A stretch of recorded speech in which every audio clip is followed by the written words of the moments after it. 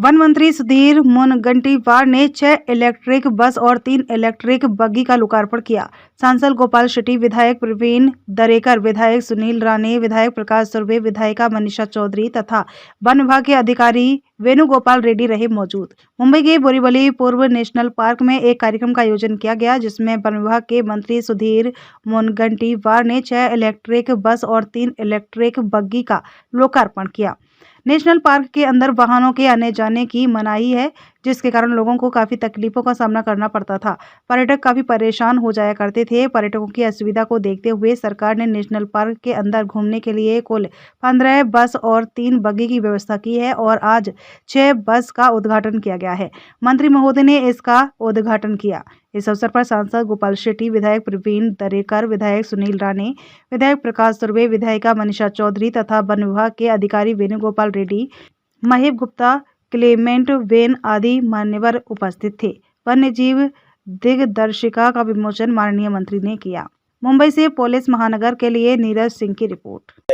देशात नाही जगात होतो, त्याच्यामध्ये अडचण काय? आपली महाराष्ट्रीयन संस्कृती जर देशात या माध्यमातून जाणार असेल, याच्यामध्ये मला नाही वाटत. आणि फिल्मफेअर अवॉर्ड याच्यामध्ये प्रत्येक ठिकाणी होतो काही, महाराष्ट्रात दरवर्षी जागा असं काही आहे का? हे नवीन जे ज्ञान आपल्याकडे झालं ना, हे शैक्षणिक व्यवस्थेबद्दल प्रश्नचिन्ह निर्माण करताय की असे लोक कुठं शाळेत शिकले, कहाँ से आते हे लोक, असं म्हणावं लागतं. काही फिल्मफेअर अवॉर्ड काही या अगोदर कुठं बाहेर जागा नाही का? मग हा काय प्रश्न आहे? इतकं काय पोट दुखतं की ज्यांना महात्मा गांधींचा गुजरात नकोसा जागा आहे, ज्यांना सरदार वल्लभभाई पटेल ज्यांनी 565 संस्थाने एकत्र केली, त्या वल्लभभाई पटेलचा गुजरात नको आहे, त्यांना भगवान श्रीकृष्णाचा गुजरात नको आहे, त्यांना भगवान सोमनाथाचा गुजरात नको आहे. हे लोक कहाँ से आते हे विचारावं लागेल. मुंबईचं भूषण आहे. आज जगामध्ये साधारणतः इतक्या क्षेत्रातलं मोठं पार्क, अर्बन पार्क नाही. आपण सेंट्रल पार्क न्यूयॉर्क बघू शकता, हाइड पार्क बघू शकता, पण निश्चितपणे एक आम्हाला अभिमानाचा, गौरवाचं हे पार्क आहे. आणि या ठिकाणी मोठ्या प्रमाणावर जेव्हा पर्यटक येतात त्यांना उत्तम अशा व्यवस्था अपेक्षित असतात. आपण आता 6 नवीन इलेक्ट्रिकल बस लोकार्पित केल्या FDCMच्या माध्यमातून. आपण ई कार्ट म्हणजे बॅटरीवर चालणारी बग्गी ही ज्येष्ठांसाठी आज आपण इथं लोकार्पित केली.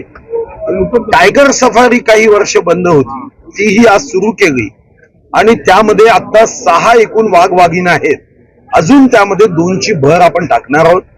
लॉयन सफारीमध्ये गुजरातमध्ये आपण आपली एक वाघवाघीण द्यायची आणि त्यांचा एक सिंह आणि सिंहीण ही इथं आणायची, हाही निर्णय केलाय. आणि यासोबत निश्चितपणे हा संजय गांधी नॅशनल पार्क ज्याच्यामधली जैवविविधता ही अभ्यासाचा विषय आहे आणि त्याही दृष्टीने या पार्कच्या बद्दल एक इंटिग्रेटेड प्लॅन तयार करावा.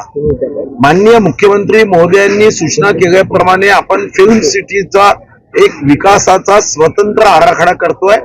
त्याच पद्धतीने संजय गांधी नॅशनल पार्कचा एक स्वतंत्र आर्किटेक्ट लावून वनाशी संबंधित कार्य करण्याच्या माध्यमातून याचं एकदा सूक्ष्म शास्त्रशुद्ध नियोजनाच्या माध्यमातून याचा एक 5 वर्षाचा प्लॅन करत संजय गांधी नॅशनल पार्क हा या पर्यावरणाचं चालतं बोलतं अभ्यास सांगणारं विद्यापीठ व्हावं. संशोधकांना ही पर्वणी वाटावी आणि पर्यटकांना कुटुंबासोबत येताना हम साथ साथ ह्याची भावना निर्माण करत इथून त्यांनी परत आनंद घेऊन जावा या दृष्टीने प्लॅन करण्याची योजना निश्चितपणे आम्ही करणार आहोत. ठीक आहे, आता हे तर जनता ठरवते. प्रभू राम हा तर जो मानेल त्याचा आहे. ज्याला रामावर श्रद्धा आहे त्यांचा प्रभू राम आहे. महात्मा गांधींचा प्रभू राम आहे. हे राम म्हणून त्यांनी शेवटचा श्वास सोडला. राम नाम सत्य है.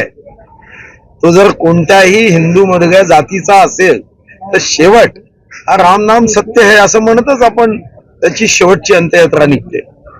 प्रश्न हा निर्माण झाला आहे, हे सर्व असतानाही सत्तेचे, खुर्चीचे लाचार, परिवाराशिवाय ज्यांना जगच दिसत नाही असे नाकर्ते राजकारणी जेव्हा म्हणतात, सुप्रीम कोर्टामध्ये ऍफिडेव्हिट देतात की रामायण ही काल्पनिक कथा आहे, ही दंतकथा आहे, जन्मस्थानावर शौचालय बांधावं, हे जेव्हा तोंडातून असे शौचालयासारखा शब्दरूपी वास येतो, दुर्गंधी येते, तर कदाचित त्यांचा राम आहे असं म्हणताना लोकांना प्रश्नचिन्ह निर्माण संदर्भात राहू द्या.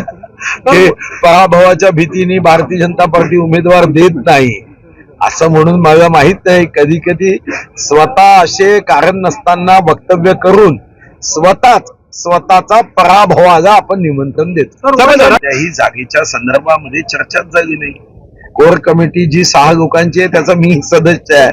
हे कपोकल्पित कथा, दंतकथा, अफवा, हा अशा चर्चेचा बाजार, काही अर्थ नाहीये ना.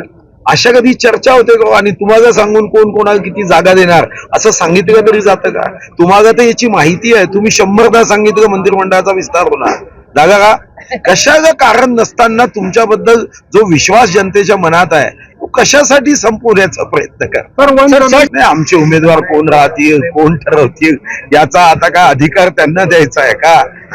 त्यांनी आपले उमेदवार कोण राहतील आणि उमेदवार उभे राहण्यासाठी चांगल्या व्यक्ती त्यांच्या पक्षात शिल्लक राहतील याची काळजी करावी. भाजपचे उमेदवार कोण राहतील आणि भाजपने कोणाला तिकीट द्यावी, शिंदे साहेबांचे उमेदवार कोण राहतील, असं करून करून तर 75% शिवसेनेचं दुकान बंद झालं. आता 25% शिल्लक आहे, कशाला टाळेबंदी करतात त्याची? जर पत्राची उत्तरं त्यांनी गरीब माणसांनी निवेदन दिल्यानंतर अशीच उत्तरं दिली असती तर अजून आनंद झाला असता.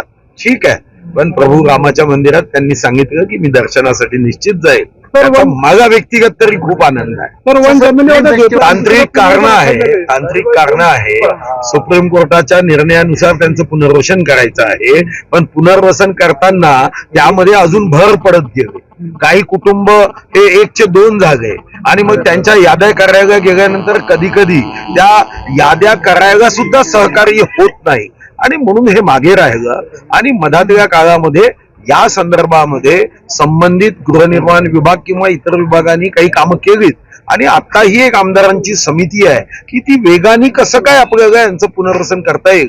पण आपल्या पत्रकार बांधवांनाही माझी विनंती आहे की आपण सुद्धा जेव्हा जेव्हा अशा मागण्यांसाठी लोक येतात त्यांना हे समजवण्याची आवश्यकता आहे की इथून आपल्याला सुरक्षित आणि हक्काच्या ठिकाणी जाणं हेच भविष्यामध्ये दीर्घकालीन फायद्याचं आहे.